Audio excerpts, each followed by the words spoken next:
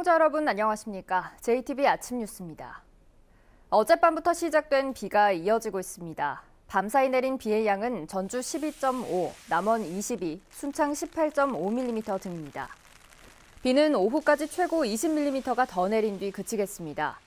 대설특보가 내려진 무주 등 동부 내륙에는 오전 사이 최고 3cm의 눈이 예보돼 있습니다. 흐린 날씨 탓에 기온은 크게 떨어지겠습니다. 한낮 기온은 전주 7도, 진안은 3도 안팎에 그치겠고 바람까지 강해 체감 온도는 더 낮겠습니다. 기온은 내일까지 예년 수준을 밑돌다가 모레 주말부터 평년 기온을 회복하겠습니다. 대학 교수가 동료 교수와 제자들을 성추행했다는 의혹에 대해서 경찰이 본격적인 수사에 착수했습니다. 최근 돈에서 잇따라 터져나온 미투 고백에서 가해자로 지목된 남성들이 모두 수사 대상입니다. 오정현 기자의 보도입니다. 전주대 박모 교수를 고발하는 미투 고백이 잇따르자 경찰이 피해자들의 진술 확보에 나섰습니다. 처음 고백한 피해자를 불러 조사한 데 이어 나머지 여성들에 대해서도 추가로 진술을 들을 예정입니다. 경찰은 피해자가 더 있을 것으로 보고 추가 피해를 확인하는 데 수사력을 모으고 있습니다. 피해자 진술을 확보함에 따라 저희들이 본격적으로 수사를 진행해 나갈 예정입니다. 성폭력 피해를 고백하는 제자들이 잇따라 등장하자 학교도 뒤늦게 조치에 나섰습니다. 다음 주 안에 진상조사위원회를 꾸려 구체적인 사실관계를 파악하기로 했습니다. 도내 미투 운동의 출발점이 됐던 극단 명태 최경성 대표의 성추행 사건과 SNS로 폭로된 인권운동가의 상습 성희롱, 또 다른 극단 대표의 여배우 성폭행 의혹에 대해서도 수사가 시작됐습니다. 모두 4건의 미투 수사를 진행하고 있는 경찰은 여성들의 진술이 모두 확보되는 대로 가해자로 지목된 이들을 소환할 예정입니다. JTB 뉴스 오정현입니다. 전국 기능대회 문제 유출 의혹, 저희 전주방송을 통해 전해드린 바 있습니다. 전북경찰이 전북 지역 참가자들에게서 주요 증거가 들어있는 녹취록을 확보한 것으로 확인됐는데요. 수십 년 동안 이어진 기능대회 명성이 땅에 떨어질 처지에 놓였습니다. 정원익 기자입니다. 지난해 제주에서 열린 제52회 전국 기능경기대회.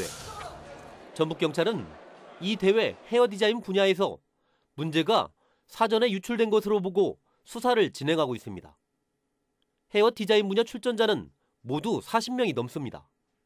경찰은 이 가운데 전북 지역 출전자들로부터 수법 등 주요 증거가 담겨 있는 녹취록을 확보했습니다.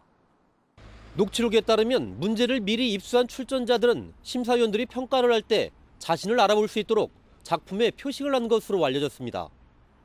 경찰은 헤어 디자인 심사위원장을 비롯해 일부 심사위원들과 주요 메달 수상자들을 수사 대상으로 삼고 있습니다. 심사위원들은 전국의 미용학과 교수와 미용실 원장 등으로 구성되어 있습니다. 보통 한 이제 20명 내외라고 보시면 돼요. 통상 20명 내외. 미용하고 미용 파트너요. 특히 심사위원장은 미용 분야 최상급 자격인 미용장 1호 출신으로 지난 2015년부터 3년 연속 심사위원장 자리를 지켜온 것으로 확인됐습니다. 지난주 압수한 컴퓨터와 휴대전화를 분석하고 있는 경찰은 분석이 끝나는 대로 관련자들을 소환할 예정입니다. 기능인들의 미래를 좌우하며 50년 넘게 이어져 온 전국 기능대회가 문제 유출 의혹으로 명성이 훼손될 위기에 놓였습니다. JTB 뉴스 정원익입니다. 한국잼 군산공장 폐쇄 결정으로 어려움을 겪고 있는 군산이 조만간 정부의 지원을 받을 수 있는 고용위기 지역과 산업위기 지역으로 지정될 것으로 보입니다. 하지만 핵심인 군산공장 정상화 작업은 좀처럼 실마리가 풀리지 않고 있습니다. 보도에 송창용 기자입니다. 정부가 군산을 고용위기 지역과 산업위기 대응 특별지역으로 지정하기 위해 고시를 개정했습니다. 이에 따라 군산은 이달 말쯤 고용위기지역으로, 다음 달 초에는 산업위기지역으로 지정될 것으로 보입니다.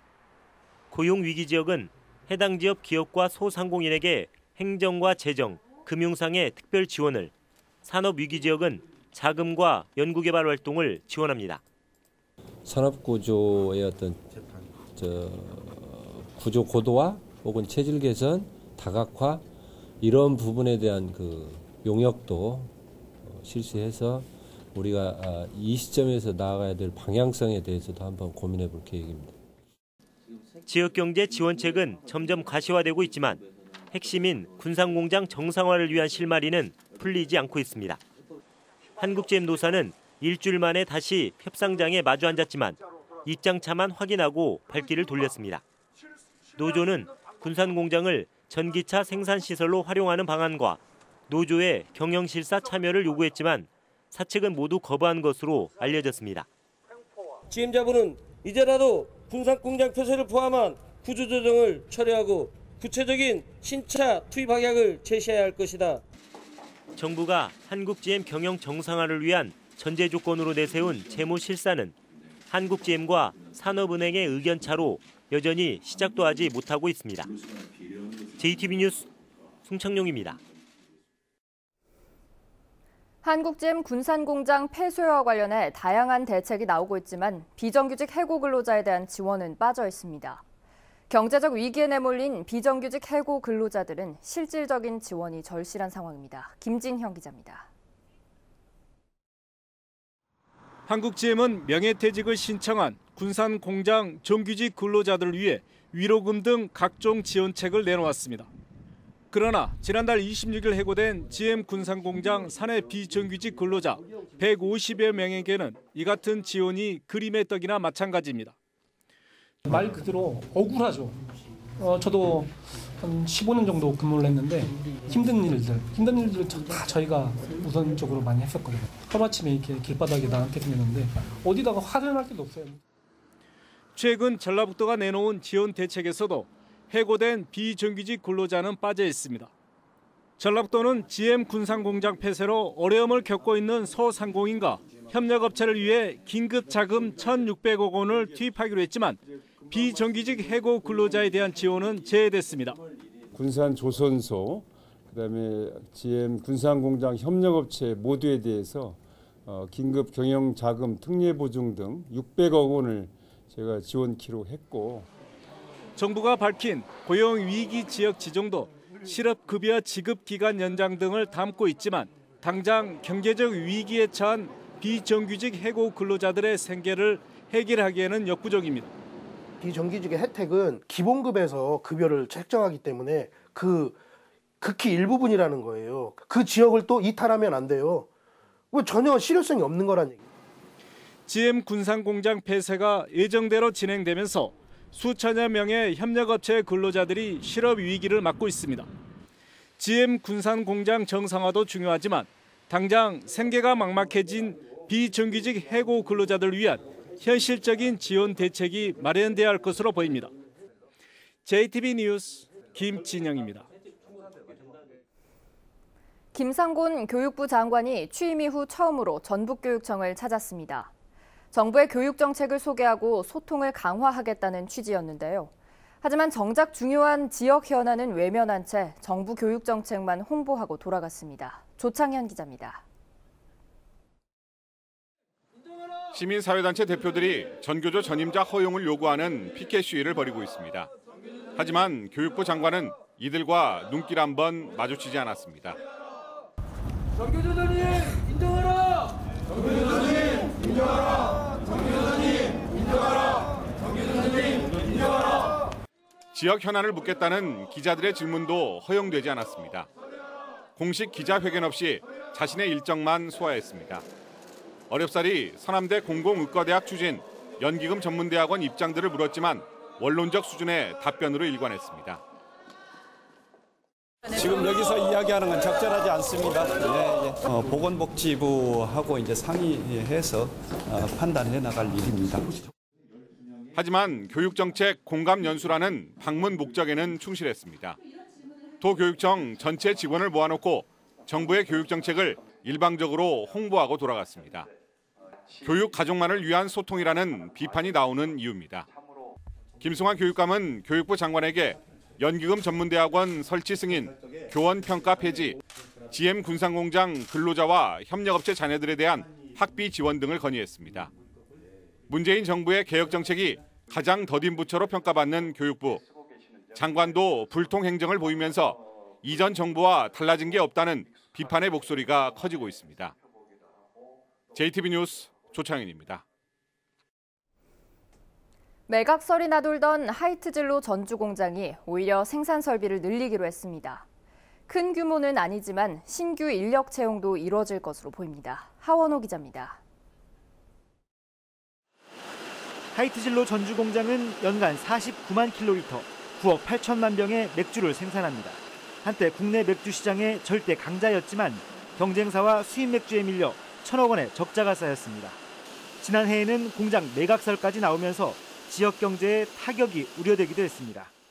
하이트진로가 공장 매각 방안을 철회하고 오히려 전주 공장의 설비를 더 늘리기로 했습니다. 경남 마산 공장의 캔맥주 생산 라인을 전주 공장으로 옮기기로 결정한 겁니다. 공장 매각 철회를 하고 대신에 공장 효율화를 진행함으로 해서 고용 안정과 일자리 창출을 동시에 달성할 수 있는 큰 규모는 아니지만 생산 라인 증설에 따른 신규 고용 창출도 기대됩니다. 하이트진로가 매각을 처리하고 잔존하면서 생산 라인도 증설하고 오히려 고용 창출까지 해줌으로써 우리 전라북도 경제에 희망을 주었습니다. 전라북도는 향토 기업인 하이트가 지역과 함께 성장할 수 있도록 행정적 지원을 계속할 계획입니다. JTB 뉴스 하원호입니다. 순창군이 전북에서는 최초로 대상포진 예방접종비를 지원합니다. 문화재청이 긴급 발굴 조사비를 지원하면서 장수가야 문화 부활의 속도가 날 것으로 보입니다. 주혜인 기자입니다. 순창군이 전북 최초로 대상포진 예방접종비 지원 사업을 시작했습니다. 순창군은 1년 이상 거주한 국민들 가운데 만 65세 이상은 5만 원, 만 60세 이상 저소득층과 장애인에게는 8만 원을 지원하고 50세 이상은 10만 원만 내면 예방접종을 할 수 있도록 해 국민들의 부담을 줄여주고 있습니다. 대상포진으로부터 불안감을 해소하고 국민의 건강 증진을 위하여 고가인 예방접종 비용을 군에서 일부 지원해드리고 있습니다. 장수가야를 세상에 알린 최초의 유적 장수 삼고리 가야고분이 문화재청의 지원으로 발굴과 조사 연구에 박차를 가하게 됩니다. 장수군은 긴급 발굴 조사비로 1억 2천만 원을 지원받아 방치되고 있던 고분군에 대한 발굴 조사를 통해 유적의 진정한 가치를 드러낼 수 있을 것으로 보고 있습니다. 문화재청에서 신청산 전액을 반영시켜준 이례적인 결과입니다. 장수가야가 비상할 수 있도록 노력할 계획입니다. 완주군이 올해부터 초등학생부터 고등학생까지 무상급식을 전면 시행합니다. 관내에 거주하는 고등학생에서 모든 고등학생으로 급식비 지원이 확대되면서 유치원부터 고등학교까지 89개 학교 12,000여 명의 학생들이 무상급식 혜택을 볼 수 있게 됐습니다. JTB 뉴스 주혜인입니다.